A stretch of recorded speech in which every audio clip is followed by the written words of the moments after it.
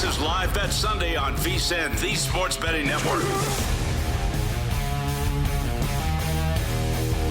Coming to you from the Circus Sportsbook in downtown Las Vegas, I'm Scott Seidenberg. It is Live Bet Sunday here on VSiN, the Sports Betting Network. You can follow along on Twitter at Scott's On Air. Hit us all up on the network at VSiN Live as we are about to get you ready for Sunday Night Baseball. The New York Mets take on the Los Angeles Dodgers.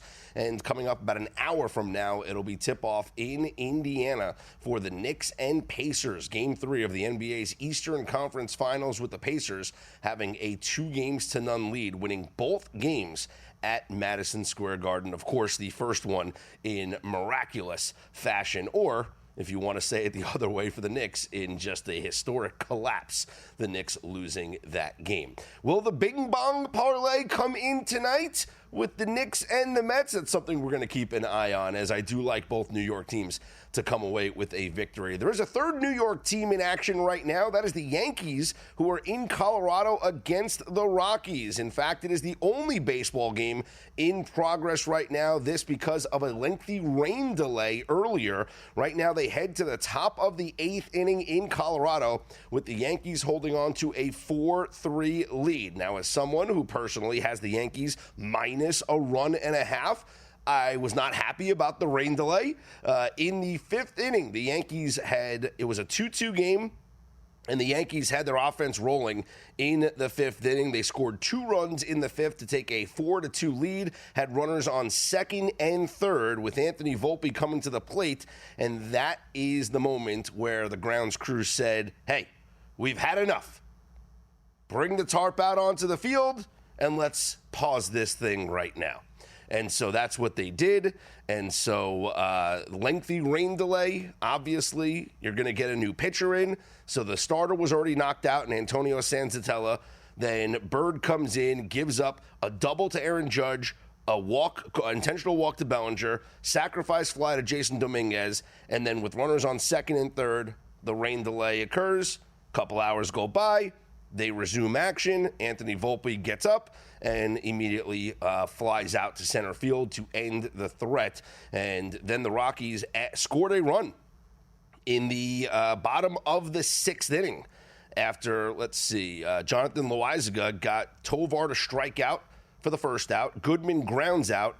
Then a Ryan McMahon single and a Doyle double scoring McMahon. Jonathan Loaizaga then comes in relief, and that's where we sit right now. Top of the 8th inning, Yankees with a 4-3 lead over the Colorado Rockies. Your live line right now, you can get the Yankees at minus a 1.5 at even money right now, as they are about to bat in the top of the 8th inning. So you got the top of the 8th and the top of the 9th, and all you need is 1 run. And then you got to bank on the Yankees bullpen to not allow a run to Colorado. If you are interested in the live total, that number is at 9.5, juiced at, plus money, plus 124 to the over. And we've already had 7 runs. So do you think the Yankees continue to score? Do you think the Rockies come back and score? I'd rather take the plus money or the even money on the Yankees minus a 1.5. I mean, it's a bet I'm already on, but rather than look for 3 more runs in this game, if they come from the Yankees, who, if you are betting who's going to score the runs in this game, if you want 3 more runs, you're going to bet on the Yankees, especially with the heart of their lineup coming up, Bellinger leading off here. So that's the bet I would make, Yankees minus a 1.5 live at even money, or even a plus money price, because it is the top of the 8th inning. We're going to monitor it right now. Cody Bellinger leading off for the Yankees here in this 8th inning. After Bellinger, it'll be Jason Dominguez and Anthony Volpe. And if anybody should get on, you got Escara, the catcher, although you don't know, maybe you could get Wells pinch hitting, we'll see. And then LeMahieu and Peraza before it gets back to the top of the lineup. So no guarantee that the Yankees will get the top of the lineup up again in the top of the 9th. They do need to get some runners on here in the 8th to then ensure that maybe Aaron Judge, who made the final out of the 7th inning, could get a chance here in the top of the 8th inning. But we're going to be monitoring this. We're watching the action right now in Colorado, the only game in progress. And we are moments away from first pitch of the Mets and the Dodgers. It's Kodai Senga on the mound for the Mets, and Landon Knack gets the start for the Dodgers. Now, Kodai Senga has had himself a really nice season for the New York Mets. His most recent start, not so great. Probably his worst one that he's had here this season. Looking at his game logs, 3 runs allowed in 6 innings against the Red Sox his last time out. This was also, though, the Sunday night fade. Right? Well, this was, who was on Sunday Night Baseball? I think, was it the Mets with the Sunday Night fade? Is this the second week in a row the Mets are on Sunday Night Baseball? Because that was, let's see. It was the Yankees-Mets last Sunday. So that was the Sunday night fade. That's right. I was wondering why that game looked familiar. And yes, the Sunday night fade was to bet against the Mets. And even though it was Kodai Senga on the mound going against the Red Sox, it was the fade situation. And it worked out as Senga had his worst start. But even that worst start, it's not a bad start. 3 runs in 6 innings. But prior to that, no runs in 5 2/3 against the Pirates. No runs in 6 against Arizona. 1 run in 4 innings against Arizona. 2 in 6 against the Nats. Then 0 in 5 2/3 against St. Louis. 0 in 7 innings against the A's. 0 in 5 innings against the Marlins. 2 runs in 5 innings against the Marlins. He has had a tremendous season. And let's look at his splits here. Because this is a guy who, despite he's having a great year, as I mentioned, a 1.43 ERA. Kodai Senga's having a great season. But listen to these home road splits.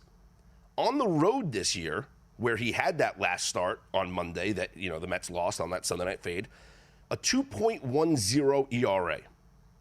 At home, pitching in Citi Field, which is where this game is tonight, Kodai Senga, a 0.44 ERA.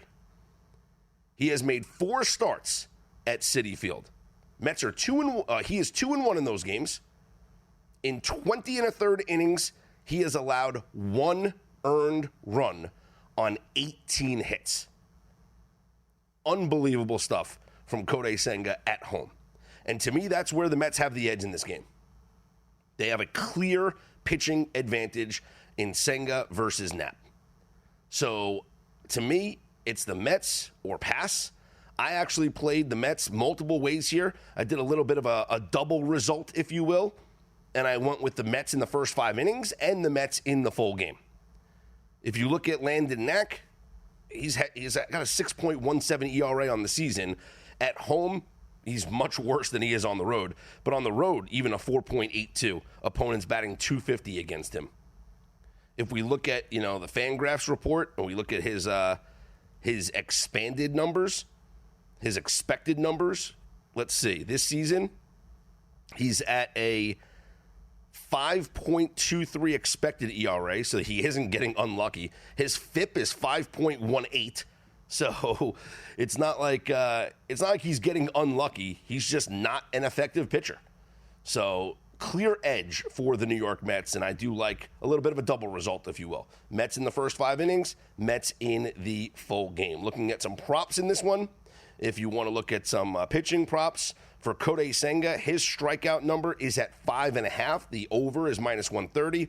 For Knack, it is 4.5. The under is -145.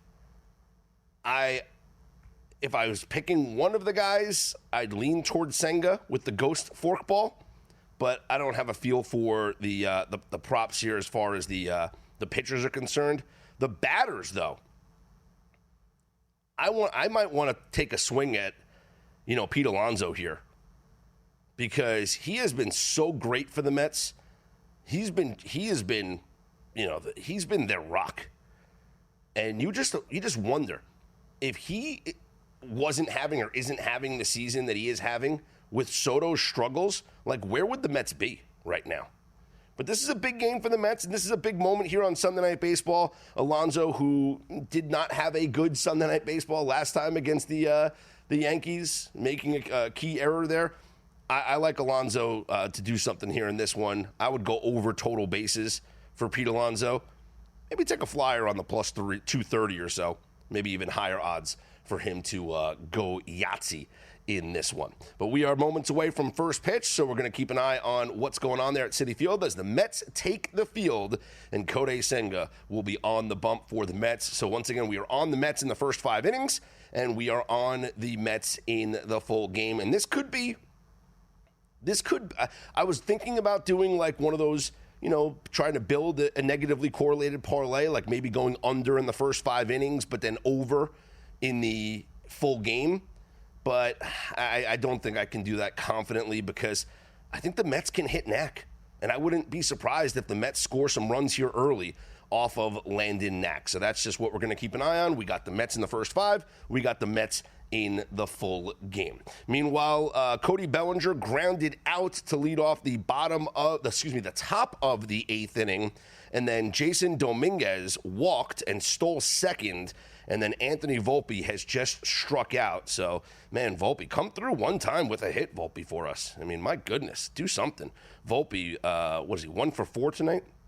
But J.C. Escara is due up for the Yankees with a runner on second. Would really like them to get this runner in here as we are sweating out. Yankees minus a 1.5. Top of the 8th inning, Yankees leading the Rockies 4-3. Coming up next, we're going to take a look at some bets here for this game as we are about to get underway. Joining us will be Scott Bondar from FantasyGuru.com. We'll talk about what he likes here in this Mets game prior to the Mets batting as we are about to start the top of the first inning. And then we can also take a look at his prop plays for the Knicks and the Pacers, which will get underway in about an hour or so from right now. I'm Scott Seidenberg, always on Twitter at ScottsOnAir, ScottsOnAir. Hit us off on the network at VSiN Live. It's Live Bet Sunday here on VSiN, the Sports Betting Network.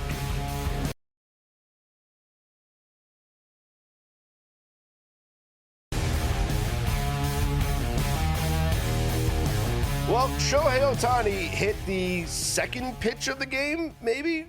What was it, second or third pitch of the game? As far as you can know, let's see. It was the, second pitch of the ball game. Ohtani hits a home run, 411 feet to right field, goes into the upper deck there at Citi Field, and just, wow. I mean, just wow. Nothing else you could say.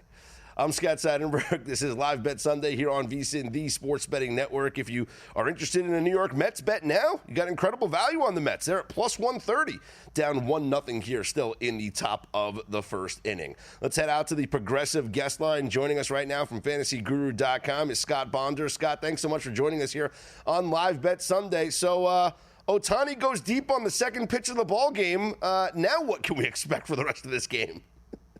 Well, I mean, yeah, I definitely like the left-handers for the Dodgers today. And first off, Scott, happy Memorial Day weekend. Thanks for letting me join today. It's exciting. I love Sunday Night Baseball, so I'm glad you got me on today. But I did like the over in the early innings here, first 5. Over was 4.5, so I think that bet might be dead right now. And I did like the Ohtani. I know we talked about this before we got on the air about Ohtani tonight. These guys are very familiar with each other. So total bases for Ohtani was where I was at. But let's go back to Freddie Freeman. I do like 1.5 for Freddie Freeman. He's not hit very well in this series. He's been 0 for 7 so far. But I think tonight, as you see, right-handed hitting expert Ohtani, and obviously Freeman has a very good success against right-hander pitching too. So I like Freeman tonight at 1.5 total bases.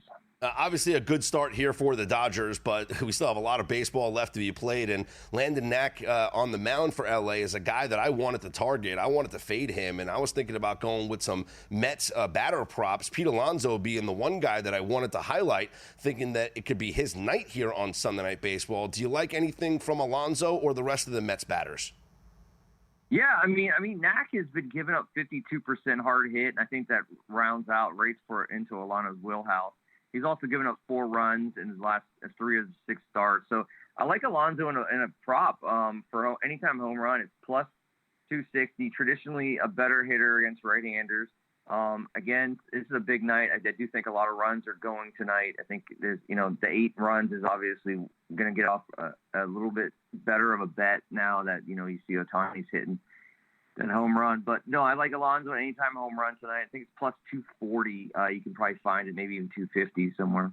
Well, this is a disaster start for the Mets as we had the Ohtani leadoff home run followed by a ground ball single or I guess it was an error. It goes under the glove of Mark Vientos at third base. So Mookie Betts gets first on the error, and Freddie Freeman on a 2-strike pitch just doubled in the gap. And so it's second and third with nobody out here for the Dodgers. Your live number right now is Dodgers minus 240. Your live total is 11.5. And the Mets will be lucky to get out of this inning with maybe only one more run allowed. It would be certainly a tall task for Senga to get out of this without allowing a run. Seeing this total be inflated now to 11.5, I know it's hard because obviously if we like the bet at 8 or 8.5 or 9, can we say we like it at 11.5? But based on what we've seen here in the first inning, the Mets still haven't gotten up yet. Do we have any interest in the live total? Oh man, 11's right. This is exciting. I think my Freddie Freeman over 1.5 total bases hits. This is you do this every. This is like some major sweat, man. This is fun. No, I mean I can't touch 11. I think if you could have got in at 8.5, I just can't get that behind 11. But it looks like it's going to be a fun Sunday night baseball game so far. Mets team total is at 4.5. It's even money towards the over. That's where I'm going to lean here. It's something that I liked before the game even started, and I like it even more knowing that they're trailing early on here. So I would take a flyer on the Mets as the Dodgers do increase their lead to 2-0 over the New York Mets. Joining us here on the Progressive Guest Line is Scott Bonder from FantasyGuru.com. I'm Scott Seidenberg. It's Live Bet Sunday here on VSiN as we turn our attention away from this Sunday night baseball game, as my Mets' first 5 bet is probably smoked before they even get up to bat. Let's turn our attention to the NBA game tonight, Knicks and Pacers, Game 3 from Indiana. And we've seen so far in these playoffs, both of these teams, the Knicks and the Pacers, winning games 1 and 2 on the road in a playoff series as underdogs, and then coming home in game number 3 and being unable to take a 3-0 series lead. So do we look at that information and do we think about taking the Knicks tonight, Knicks early? Like, what's your handicap on the game based on what we've seen from both of these teams in the playoffs so far? Yeah, I'm liking the over again, the 233.5. I do like the Knicks to win tonight in the money line too. I think this is where Brunson's going to continue to dominate. I mean, he's been averaging clearly almost 34 points a game in these playoff games. He's throwing up 20, 26, 27 shots a game. So I like the prop of him even over. If you can get him at 29.5, even 30 points for over, I definitely like that. I mean, it's 40% usage. He's playing big minutes. I mean, he's 39 minutes per game. So it's something I think tonight, he's going to put the team back on his back. And I think Brunson's the way to go if you're going to start betting some Knicks on that side. Yeah, I like Brunson to go over as well. What do you think about Brunson assists? We've had some people on VSiN earlier talk about Brunson getting his teammates involved in this game, especially if the Knicks do shake up their rotation and go with more Mitchell Robinson on the floor with Brunson as opposed to Karl Anthony Towns and Brunson together on the floor. Yeah, at dinner. I mean, that's an approach. What is it, 6.5, maybe 7? It's actually juiced. It's 7.5, but you get plus money at the over. Yeah, I mean, I can see that. I think they need a big game from Towns. I mean, he kind of disappeared the last couple games. So I think maybe tonight might be where Towns could be involved. But I definitely like Brunson, leading the way as far as on their side. Everybody on their side is going to be probably leaning on him. And by the way, that run for the Dodgers on the sac fly, it comes off the board, Scott, as the Mets challenged the play at the plate end. It was determined that Mookie Betts was out at home. Pretty obvious. So 2 outs now, top of the first, runner on third, and the Dodgers just having that 1-0 lead thanks to the Shohei Ohtani solo home run. So as far as the Pacers are concerned, we saw what they did, obviously, in games 1 and 2. We know that they are never out of any game that they play, no matter how big the deficit is, and no matter how late it is, Scott, with the historic comebacks in the final minutes of these games. Where are you looking at for the Pacers Pacers, any players or anything that you're deciding on for this game from a Pacers perspective? Yeah, I mean, Siakam and Halliburton get all the credit, but I think the guy that's been really low-key has been Aaron Nesmith. 6 out of the 8 games, he's had at least 3 3-pointers. He's shooting 54% from the arc, and, it's just a matter of time that he's just going to continue to hit shots. I mean, I think 7 out of 9 in that first game against the Cavs, but I like over 3 3-pointers made. Game 1, he had made 3, and then last game he only made 2. So I'm fine with the over plus money. I think you can get that on some of the sites at what is it, plus 140 for over 3 threes tonight. Nice. Yeah, I might take a look at that. I mean, obviously he's got the hot hand, and they always say, like, at home, it's usually the role players that step up at home. Star players on the road, role players at home, although obviously Nesmith was probably the most important guy in that Game 1 historic win. If we do think that it is a lesser role player that does step up for either one of these teams, is there one guy that no one's talking about, a bench player that you would be, maybe I could convince you to take a flyer on a prop? Like maybe it's a Deuce McBride over 3-pointers, or, somebody else coming off the bench that could do something, a Benedict Mathurin or something. Any role player that you might be wanting to target in this game? I mean, T.J. McConnell is a guy, if he gets the minutes, he's been playing 14 to 15 minutes a game. I think maybe his prop, depending on what his 3-pointers are. He did score 10 points last game. So, I mean, I think someone that is a key opponent, 6-man for them. Toppin's a good one, too, for rebounds, too. I mean, he had 2 last game, but I think, maybe 3, we can get 4 for him, maybe get some plus money on that. But those are the 2 guys on the Pacers I think are where I'd be looking at. Yeah, the Knicks just play too many head minutes on their side. Yeah, you can get Obi Toppin over 3.5 rebounds at even money right now. Might be something to take a look at. Scott, appreciate the time and the insight. Good luck with your bets, and enjoy the game. And congrats on cashing the first 2 Dodgers props real easy on the air with me. So we'll do it again, and maybe we'll cash some more.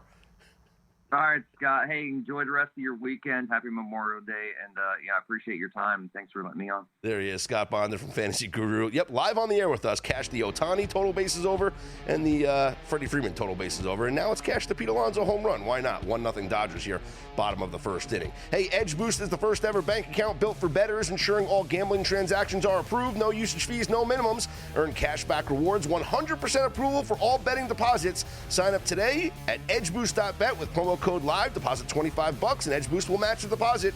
That's edgeboost.bet. More Live Bet Sunday continues here on VSiN.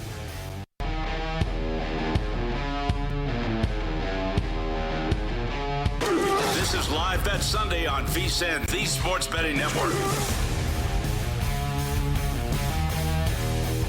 Back here on Live Bet Sunday. I'm Scott Seidenberg here with you on VSiN, the Sports Betting Network. The Mets were able to get out of that top of the first inning somehow. Well, it really was because of the sacrifice fly that wound up scoring the second run of the game that was overturned to an out. That was a great play at the plate. So it was pretty obvious, too, on replay. It was never a doubt there that the Mookie Betts was out at the plate. So the only run in the game was the Shohei Ohtani lead-off home run. And that was, by the way, I think it was Taylor who threw out Betts at home. Tyrone Taylor from center field throwing out Betts at home plate. So the Mets now in the bottom of the first inning. Francisco Lindor strikes out. Mark Vientos strikes out. And Juan Soto is up right now with 2 outs. Nobody on here. Bottom of the first inning. Meanwhile, we are in the top of the 9th in Colorado. Yankees with some tense moments there, or at least for us -1.5 bettors in the bottom of the 8th inning as Devin Williams allowed 2 runners on in the bottom of the 8th, but then gets a strikeout of Toglia to end the inning. And so the Yankees are now batting in the top of the 9th inning. Seth Halverson is on to pitch for Colorado. Oswald Peraza leading off for the Yankees. On your live line right now, you can get the Yankees at -2.5 runs at +310. If that intrigues you at all. I can tell you that if Peraza gets on, well, even if he doesn't get on, the Yankees have the top of the lineup up. But if a runner gets on base, and Peraza gets out here to start the ninth inning, as I don't know if it was a strikeout or not, a foul out to first base. But the top of the lineup's up now. So Paul Goldschmidt's up. Ben Rice is on deck. If anybody gets on, we're going to have ourselves an Aaron Judge at bat. By the way, I think we got to hit up our dude Scott that we just had on the air. Pete Alonso just homered. Bottom of the first inning. Mets lead 2-1 over the Dodgers. I mean, can we rewind to the first segment when I gave it out before our guest came on? Because I'm going to try to, the guest was trying to steal credit from me. I said Pete Alonso home run, and then he comes on and says Pete Alonso home run. But, hey, no one steals credit from anybody. We both had it. We both cashed in on it. Hope that you listened out there and you played it as well. Plus 240 or plus 260, depending on which book you played it at. Pete Alonso over his total bases. Anytime home run as he goes Yahtzee against Landon Knack in the bottom of the first inning. And then to end the inning, another scare actually is, look at that, Jeff McNeil flies out to deep right field. But the Mets, after the first inning, take a 2-1 lead over the Dodgers on a Pete Alonso moonshot to left field. I mean, 406, it's just... Listen, sometimes you handicap these things. Sometimes you give out a bet. Sometimes it doesn't come through. Sometimes it does. We certainly lost a lot of live bets that we've placed on this air. We've hit some. We've hit our fair share. But that was fun. As Pete Alonso hits a shot to left field, and the Mets take a 2-1 lead here. Hanging curveball to Pete Alonso. What are you doing? Hanging that pitch to Alonso. So 2-1 Mets here. Your live line right now is the Mets minus 166. Your live total is 10.5. So it was 11.5 when the Dodgers had a 1-0 lead with runners on second and third. Before the game, this was a total of 8.5 or 9, depending on the book. 8.5, obviously a reduced VIG, or 9, obviously a reduced VIG, maybe even a plus money at an over 9. 8.5, you have to play some juice. But now your total is at 10.5 with the Mets holding a 2-1 lead. And for Kodai Senga, that home run, I believe, to Shohei Ohtani might have been the first home run that Senga has allowed in the first inning. Or was it the first couple of runs that he's allowed? Let me see something here on Kodai Senga. Because I have a feeling, you know something? Senga allowed a home run the first game of the season, his first outing, April 1st against the Marlins. He had not allowed a home run since.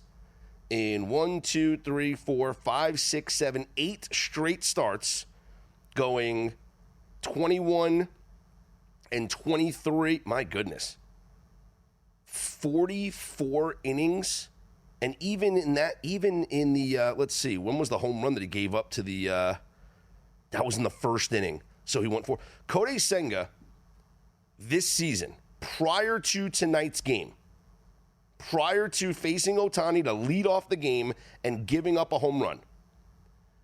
Kodai Senga this year, 50 and a third innings.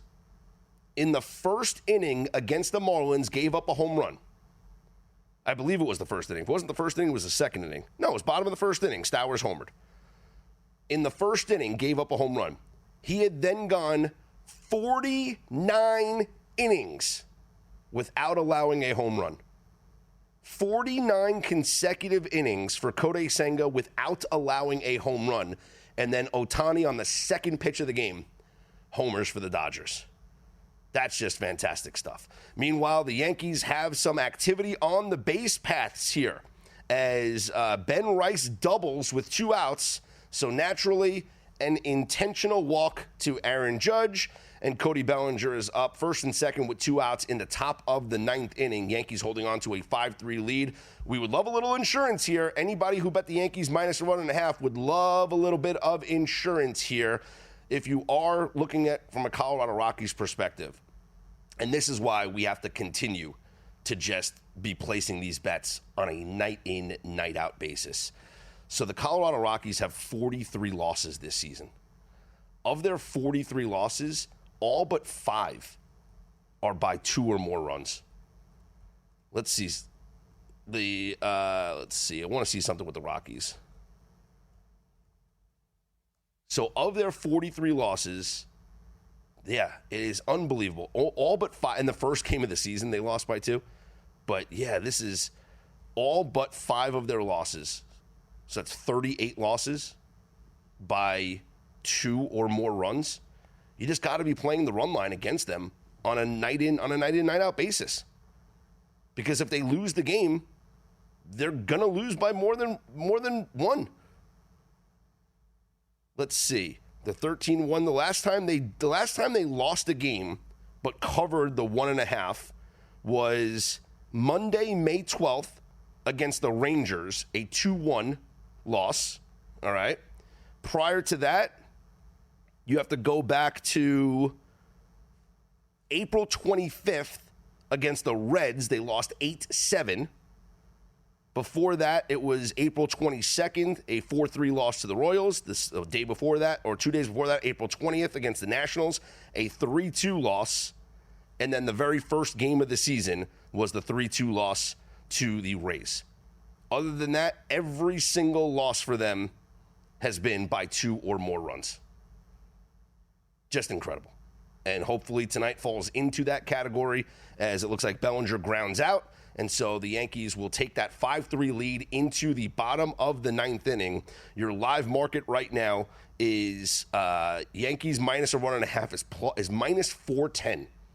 And if you think the Rockies have a run in them, you can get plus 290 on the. See, this is crazy.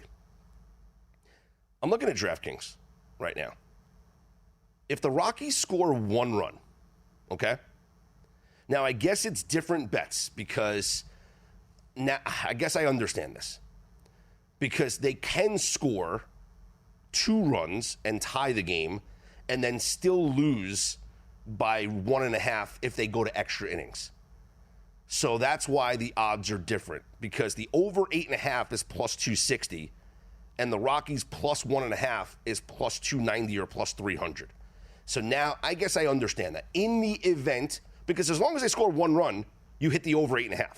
So you get your plus 260 cash. But I understand why it's actually, it's a little bit more juice, because they could score 2, hypothetically, but it could happen.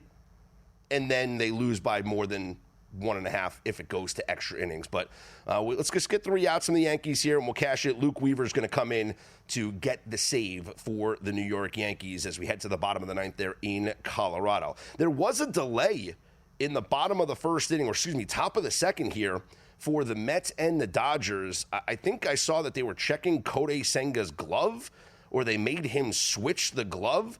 I don't know what happened there, but they made Kodai Senga switch his glove prior to the start of this top of the second inning.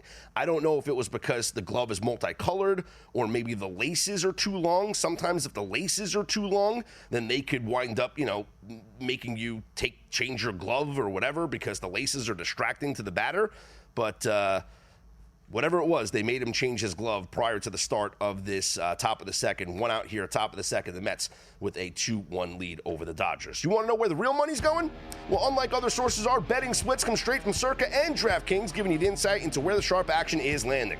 Circa is known for taking big bets from pro bettors. DraftKings providing a broader market perspective, so you're going to get the real action, not just the public money, but the kind of wagers that move the lines. Well, you can see the percentage of bets versus the percentage of handle on every game across every major sport. Get VSiN's exclusive betting splits for as little as $9.99 for your first month at vsin.com/.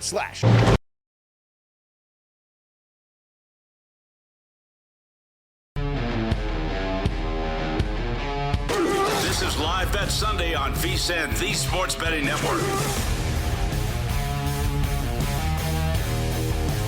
Back here on Live Bet Sunday. I'm Scott Seidenberg here on VSiN, the Sports Betting Network. I can't believe that I'm rooting for the Rockies to tie the game now against the New York Yankees. Well, if you played that live over 8.5, you cashed. As on the second pitch of the 9th inning, Mickey Moniak homers off of Yankee closer Luke Weaver. And then, after getting getting the first out, back-to-back singles from the Rockies now have first and second with 1 out in the bottom of the 9th inning. So a base hit here would tie the game. By the way, I can't believe I'm even doing this to myself. That's the first home run Luke Weaver's given up all season. Luke Weaver, for the Yankees, their closer, has not allowed a home run all season. Second pitch of the bottom of the ninth, Mickey Moniak homers, and now Yankees minus 1.5 is on life support. All right, let's get this bad energy out of our minds, and let's head out to the Progressive guest line, and let's welcome in Douglas Farmer joining us from Covers.com, betting analyst. Doug, the dude hasn't given a homer all year, and it happens. I mean, of course it's in Colorado. A fly ball's a home run in Colorado, but, come on, man. Come on. I am not going to join you in rooting for a Rockies run because I am also a Yankees fan and I just want the win. I'm sorry about your bankroll. I just want a Yankees W. Hey, they're going to get the W in extra innings by more than one run, okay? So let's just get the Rockies to tie this thing up.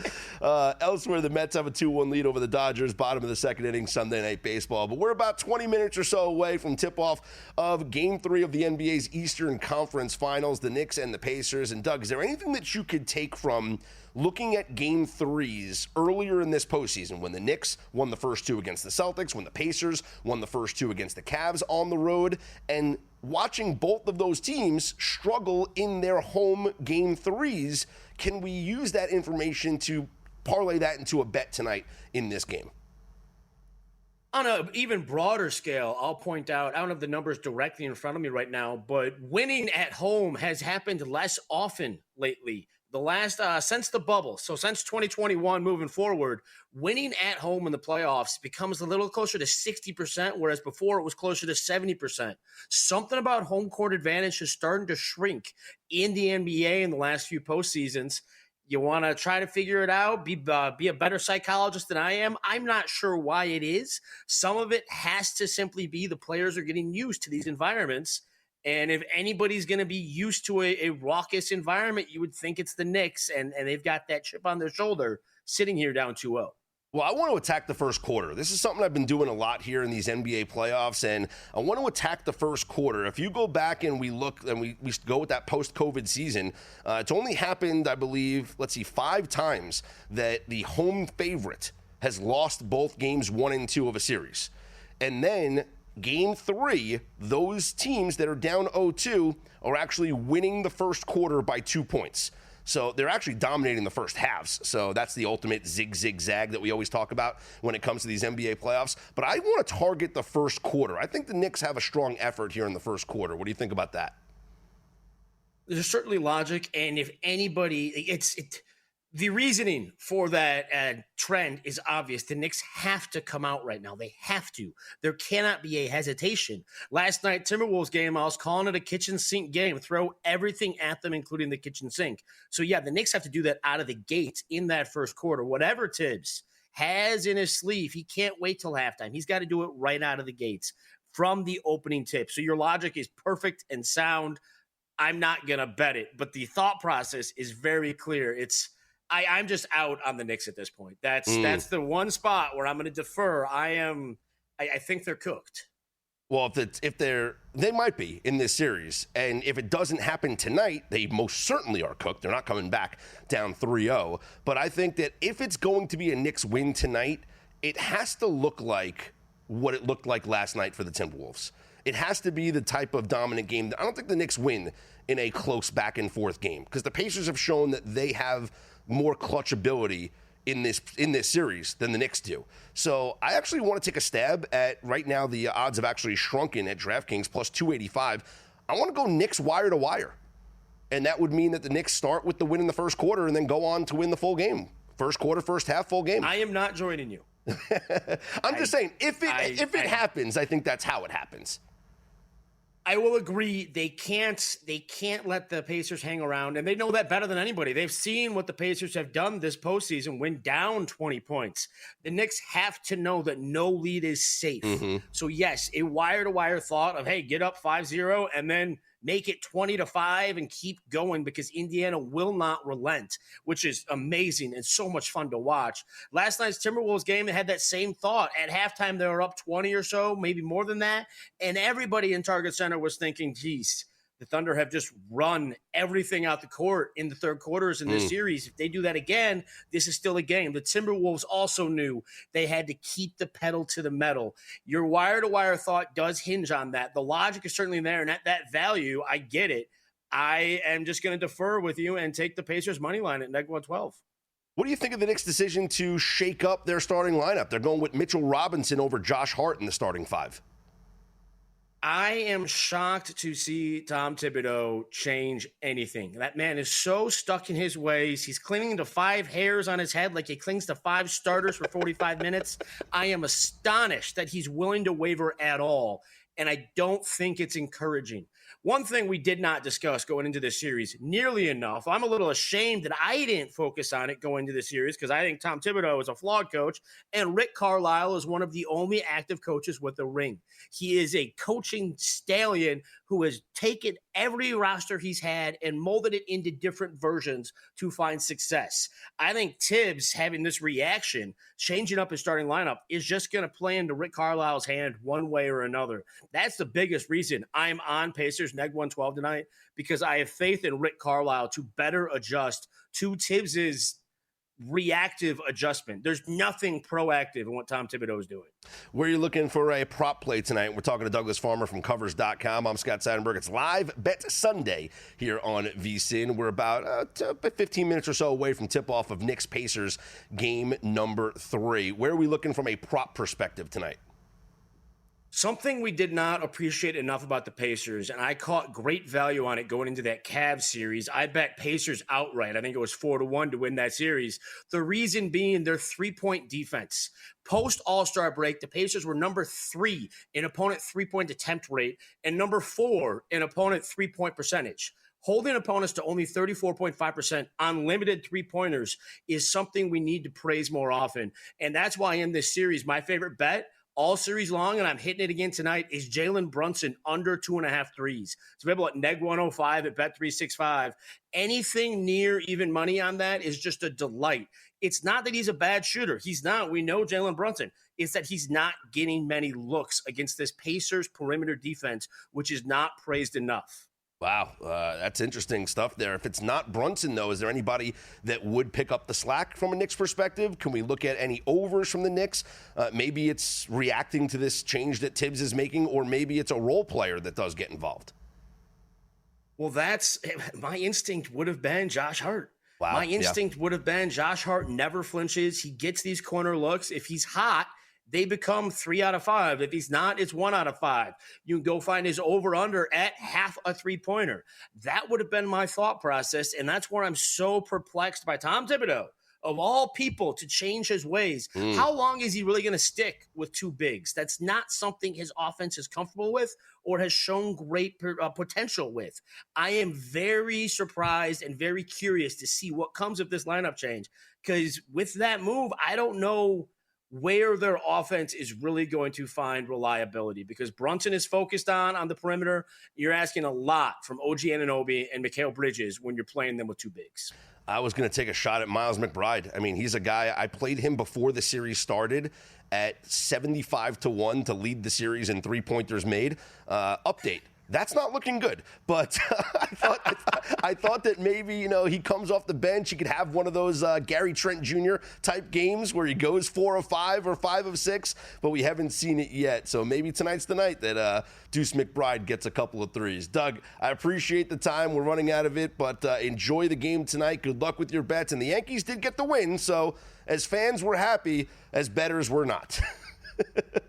I apologize to your bankroll. I'll take that win, just like I'll take a Pacers win tonight, along with Jalen Brunson not going off. Thanks, Scott. Good luck, Doug. There he is. Check out his stuff at Covers.com. Great work handicapping all sports, but great job on the NBA for tonight's game number 3. Want to remind you guys that this summer you can go all in here at Circa Las Vegas with the ultimate getaway package. Just $400 all in. You're going to get a 2-night stay here at Circa, a $100 dining credit, a $100 beverage credit, and your very own day bed at Stadium Swim, all for just $400. This limited time offer valid for stays between May 26th and September 4th. Don't miss out. Lock in your all-in summer package now at circalasvegas.com.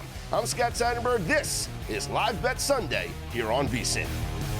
If your job at a healthcare facility includes disinfecting against viruses, you know prevention is the best medicine. And maintaining healthy spaces starts with a healthy cleaning routine. Grainger's world-class supply chain helps ensure you have the quality products you need when you need them. From disinfectants and cleaning supplies to personal protective equipment, so you can help deliver a clean bill of health. Call 1-800-GRAINGER, click Grainger.com, or just stop by. Grainger, for the ones who get it done.